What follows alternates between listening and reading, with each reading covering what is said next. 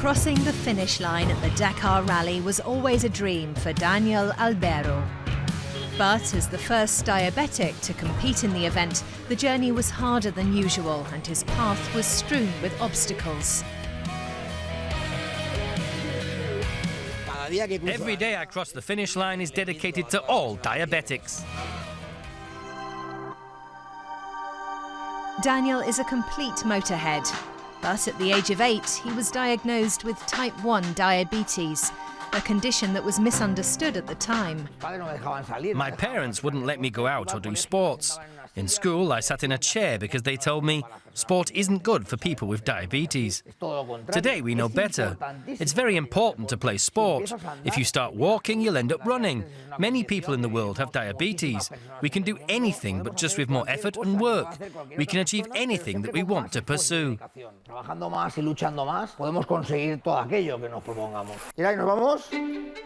In 2007, the financial crisis and a personal tragedy pulled the rug out from under Daniel's feet, a turning point in his life. I suffered a lot. I had a restaurant and I lost everything. The restaurant, my house. We lost our son too. I think losing a child is the worst thing that can happen to you. That's when I began to see life differently, to consider another future. It changes your life. Every year I sat down to watch the Dakar Rally, and one year someone asked on a TV show if someone with diabetes could participate in the race. I quickly called a friend and I said, "Hey, look what I've seen on TV." He said, "You're crazy. How are you going to race the Dakar?" The truth is that the Dakar helped both me and my family to get out of that hole. I think when something like this happens to you, you need a reason to live, to get up every morning and to fight for what you want. Daniel's wife Mare supported his Dakar dream, even when it seemed impossible.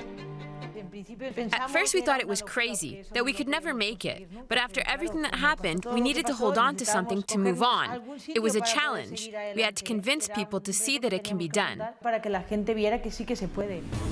Daniel hoped to be the first diabetic motorcycle rider to compete in the Dakar, but the organisers believed the event too dangerous for a diabetic.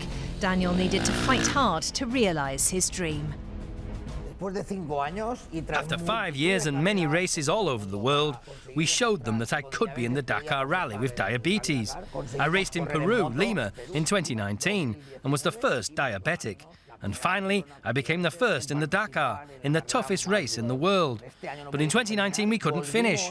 In 2020, we were back, but couldn't finish either. But in 2021, we finally managed to cross the finish line. And now in 2022, I want to be the first person with diabetes type 1 to cross the finish line in a car. Before leaving for Saudi Arabia, Daniel trains hard at Valencia in order to be Dakar ready.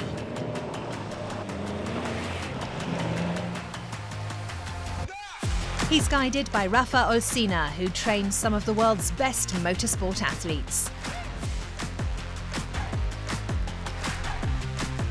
It's the most demanding race, so we have to focus a lot on nutrition and energy expenditure, because the same food doesn't work for diabetics. Rafa, it's 15 days to Dakar. We have to look at all sports supplements. Diabetics often suffer from cramps. It's mostly due to this sharp rise in glucose. We'll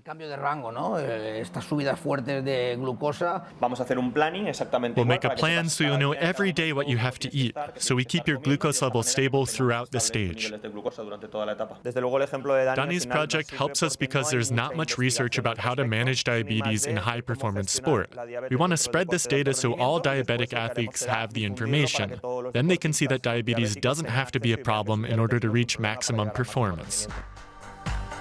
Just preparing to compete in the Dakar is a mammoth task which takes a whole year.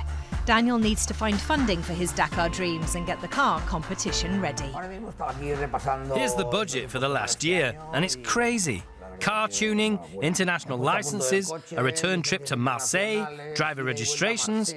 It's 22,000 euros. Then there are spare parts and tuning, more than 150,000 euros per year. When the project started, no one gave us a penny. No one believed that a person with diabetes could be in the toughest race in the world.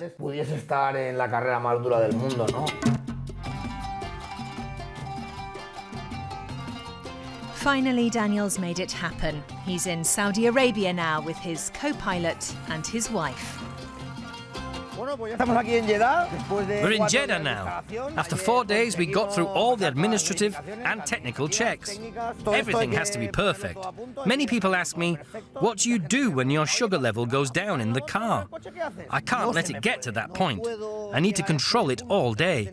Apart from driving, piloting, jumping dunes and stones, dodging everything that comes towards us, such as camels, we have to pay special attention to our traveling companion, diabetes. Then it's time for a first taste of the Dakar's many challenges. After a year of prep, nerves and tension, Daniel and co-driver Jorge are at the prologue and are raring to go. Today we have nothing special. We go up and test the navigation, 5 kilometers, and then we arrive here at the beginning of the exit. Okay, so everything's clear? End of stage. Come on, let's go for it. Now I just have to check the pump, because it's hiding here. I want to see that everything is okay. The sweat patch takes a lot off, so we have to keep an eye on it. Okay, blood glucose is perfect. We have to charge the battery tonight. All right, let's go.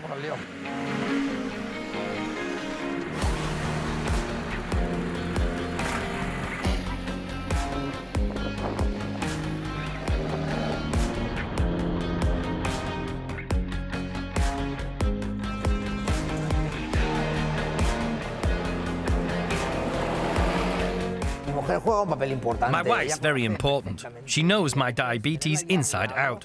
Having her by my side gives me a lot of security. She checks the insulin while traveling or repairing the car. She refreshes everything, changes my patch, gives me fresh insulin. She's amazing. We get a lot of messages that children are doing things that they didn't dream of before. It's very flattering to see that he's helping other people.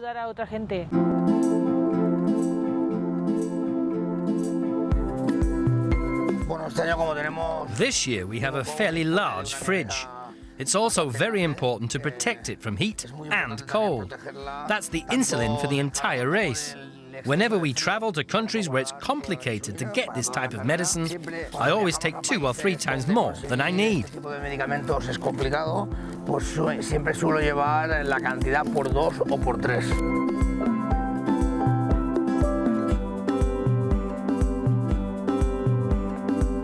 After a 900-kilometre transport stage between Jeddah and Hail, the competitive stages of the Dakar Rally are finally set to begin. Daniel is his own mechanic and painstakingly ensures that his car is completely ready for the challenge that lies ahead. Here we can refuel, so that tomorrow everything will be okay for the next stage. Both the diesel and insulin tanks have to be filled every day. The heat destroys the hormones and it loses its properties, and then the insulin stops working. You see that the glucose rises and you don't know why. I have a type 1 diabetes tattoo on my right arm with a blue circle. If we have an accident and become unconscious, it's important that the person who picks us up knows that we're diabetics so we can be treated properly. Our lives can depend on this.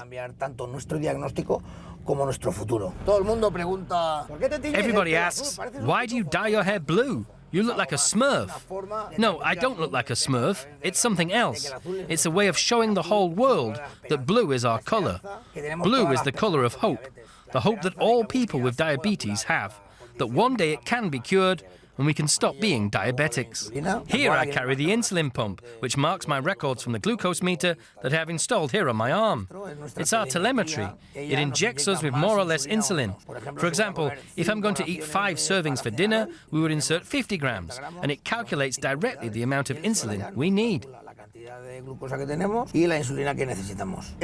This is the navigation board that I use. I have to get this graph in the yellow field. Just like my blood glucose, I must always keep it completely flat. I can see it on my mobile, and my co-pilot has it on his watch. If I get distracted, he also pays attention, so we can control it perfectly. We're always monitored, both in our professional and daily life.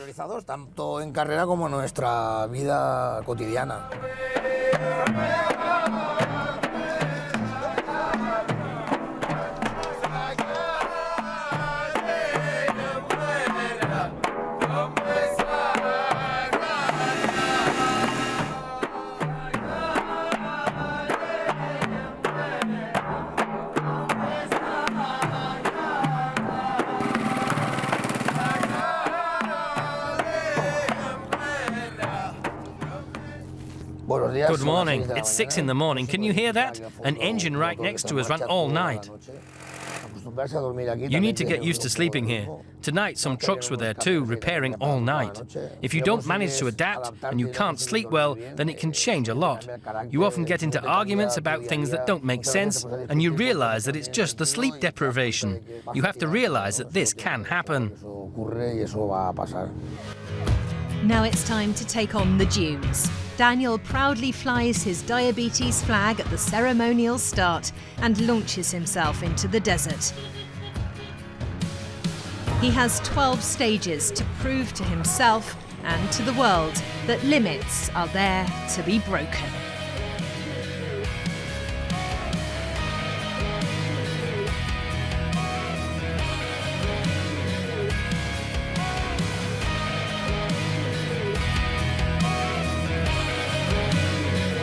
Every day I cross the finish line is dedicated to all diabetics. After more than 8,000 kilometres, Daniel's made it. He's the first diabetic car driver to finish the Dakar Rally. I have no words to express what I feel. After a year of intense work, it's an explosion of feelings. I just want to say to all diabetics, we can do anything we dream of.